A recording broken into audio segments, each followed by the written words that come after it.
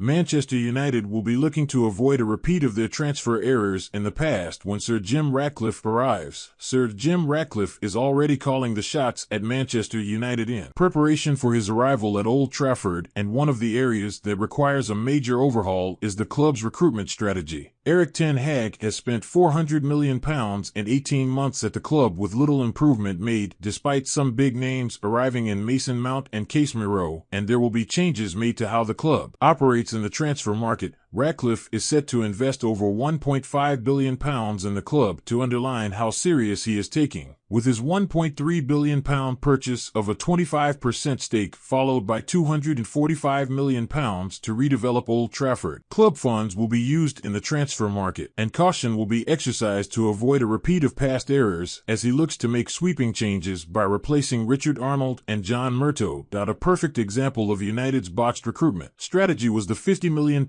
signing of Aaron Wan-Bissaka in August 2019. Ole Gunnar Solskjaer needed a new right-back and plumped for the Crystal Palace Academy graduate, but the deal raised more than a few eyebrows, mainly due to how United reached the decision to sign him. If there was an example of overcomplicating what should be a simple process, this was it. Back in 2019, the Daily Star reported the club had reportedly compiled a mammoth list of 804 players at right-back alone for their chief scout to peruse, before whittling it down to 12 targets. But such a tactic only points towards a club that is entirely unsure of what profile player it needs, and it showed with their signing of Wan-Bissaka. While it is true the defender had shown promise at Palace, United had overpaid at £50 million, and he has done little in his 168 appearances to suggest it was money well spent. The 25-year-old may be a skilled tackler in a one-on-one situation, but creatively he offers little, and he hasn't locked down a regular spot under Ole Gunnar Solskjaer or ten Hag for long. Indeed,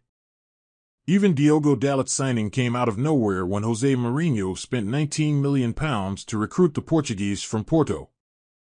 His best football as a United player came during a loan spell with AC Milan, and his sporadic involvement in the team since returning has left fans baffled. It is exactly this sort of scrambled